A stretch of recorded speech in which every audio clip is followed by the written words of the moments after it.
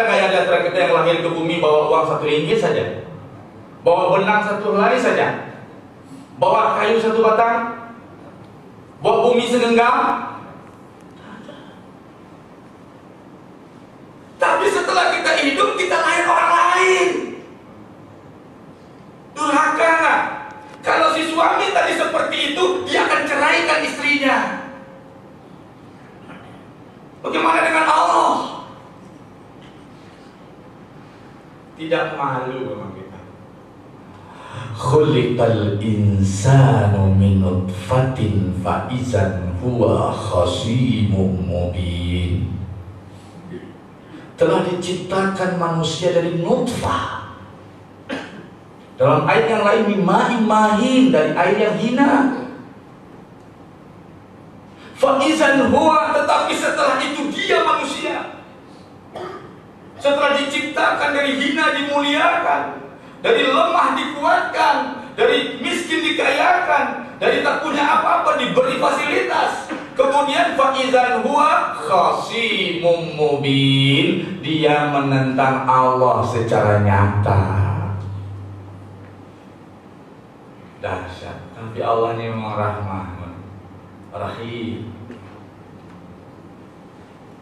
Ini percontohan saja. Jadi orang yang menolak syariat adalah orang memang tidak tahu diri, membangkang kepada Allah. Ketiga, karamatul akhlak, mulia akhlak. Akhlak mulia, akhlak yang merujuk kepada Al-Quran dan Sunnah. Cerita tentang akhlak ini mungkin sudah kita paham secara umum ya. Selagi merujuk kepada Al-Quran dan Sunnah itu akhlak.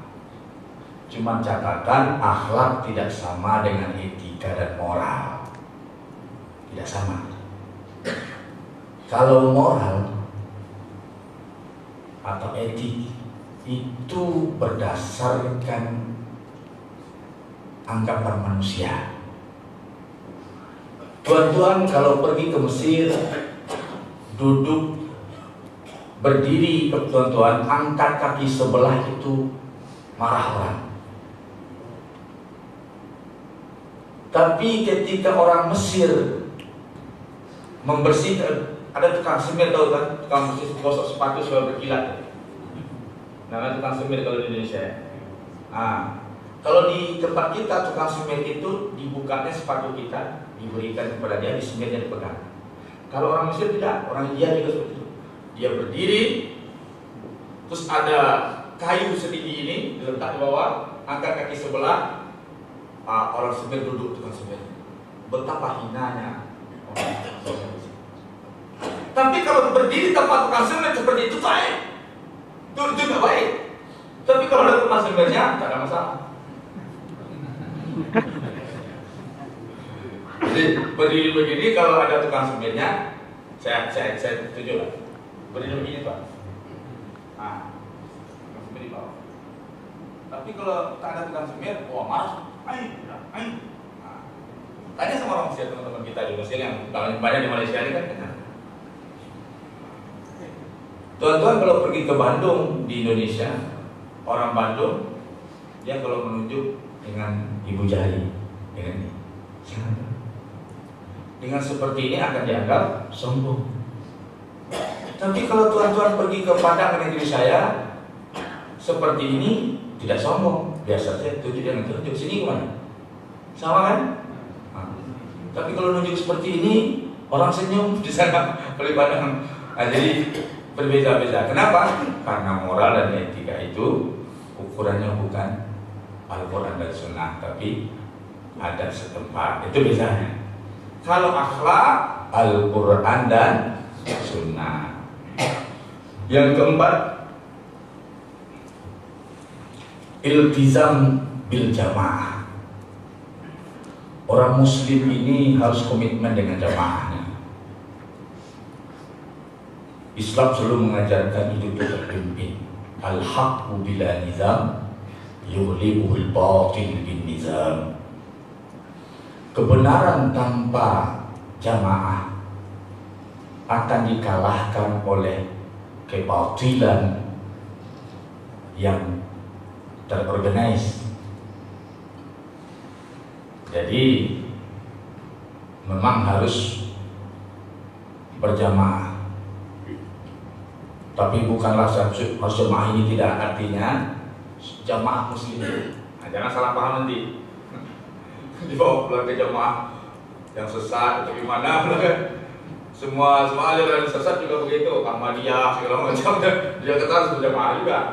Nah, jamaatul haq ya, jamaah yang benar. Jamaah itu apa? Nah, perlu juga sedikit.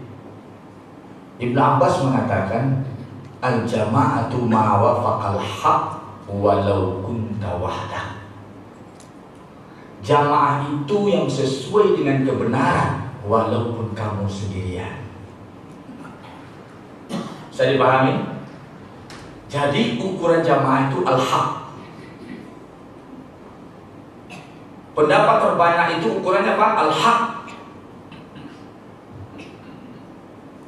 Tidak semua orang berkumpul-kumpul dianggap itu jamaah, tidak. Yang jamaah menurut istilah syariah kelompok al-haq. Bisa dipahami? Nah. Berikutnya bazlul juhdi, bersungguh-sungguh dalam berjuang, bersungguh-sungguh dalam berislam, mengeluarkan semua potensi hidup untuk berislam.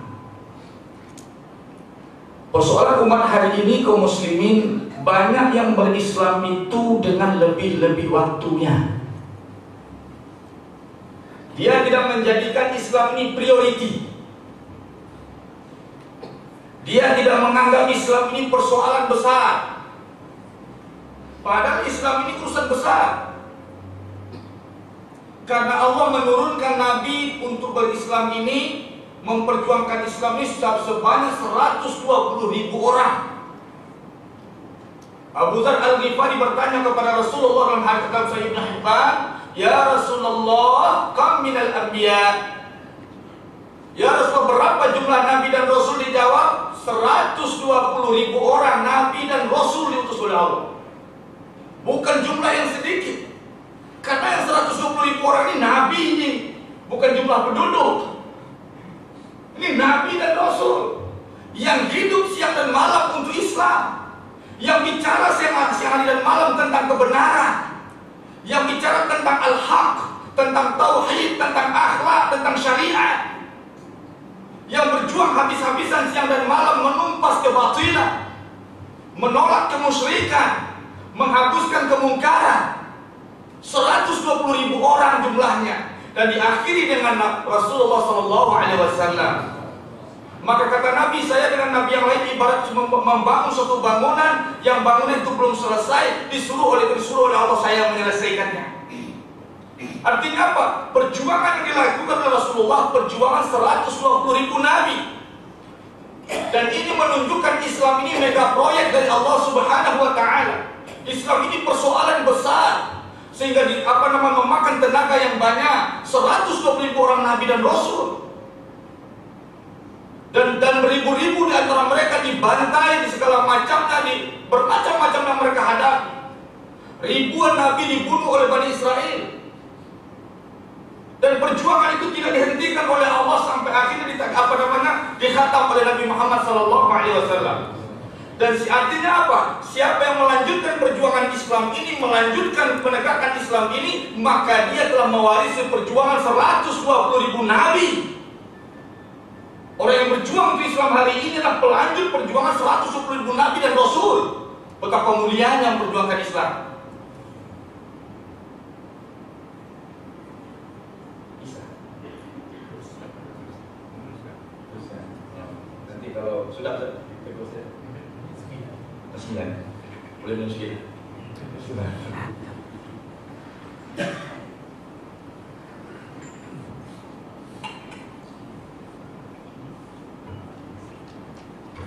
Kaum muslimin yang dirahmati Allah, Allah Subhanahu wa taala berfirman, "Am hasibtum an tadkhulul jannata wa lamma ya'lamillahu allazina jahadu minkum wa ya'lamas sabirin." Apakah kamu beranggapan, kata Allah, apakah kamu punya pemikiran, kamu menduga kamu boleh masuk surga sebelum Allah tahu siapa di antara kamu yang telah memperjuangkan Islam? Wa ya'lamas sabirin, dan sampai Allah tahu juga siapa yang sabar dalam perjuangannya. Berarti kaum muslimin, syarat muslim ideal itu adalah memperjuangkan Islam, dan ini syarat masuk surga yang disebutkan oleh Allah dalam Al-Quran. Jadi tidak ada Islam muslim tak punya kewajiban berjuang untuk Islam. Dan lebih naif lagi kalau dia ini adalah penghalang perjuangan Islam. Allahu Akbar. Am hasibtum an tadkhulul jannata wa lamma ya'lamillahu allazina jahadu minkum wa ya'lamas sabirin. Apakah kamu yakin kamu boleh masuk surga, kata Allah, sebelum kamu buktikan kepada Allah kamu telah berjuang untuk Islam ini? Ini prinsip muslim ideal.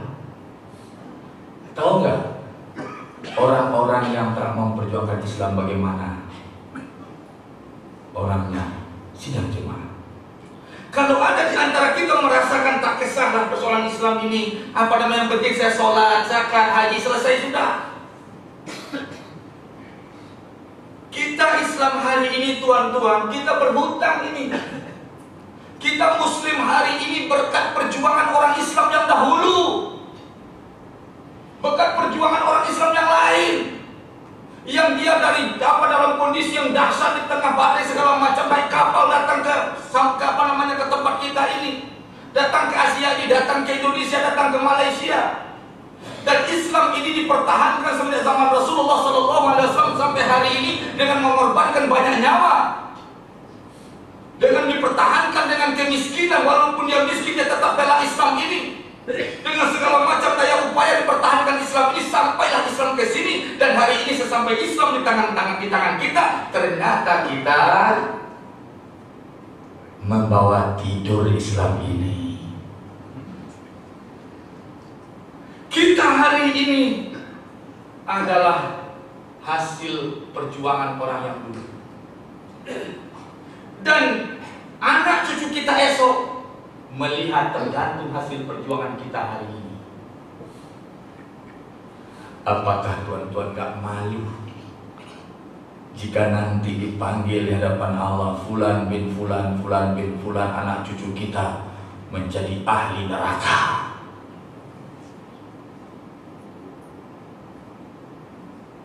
Apakah tuan-tuan redho anak cucu kita, salah seorang dari cucu kita yang kita baca Quran tiap malam, nanti dia baca Injil tiap malam?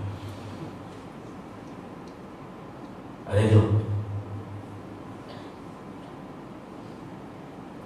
Maka kita hari ini berkat perjuangan orang sebelum kita, dan perjuangan kita hari ini menentukan nasib anak cucu kita. Siapa yang berjuang untuk Islam ini? Saya cerita sedikit, tuan-tuan, bagaimana Islam dipertahankan. Pada perang Uhud, ada seorang ibu membolak-balik jenazah anak, mencari jenazah. Seorang sahabat, beberapa orang sahabat bertanya, "Bunda cari siapa?" "Saya mencari anak saya. Sepertinya dia sudah gugur." Di balik-balik ada jenazah anak kecil, remaja kecil.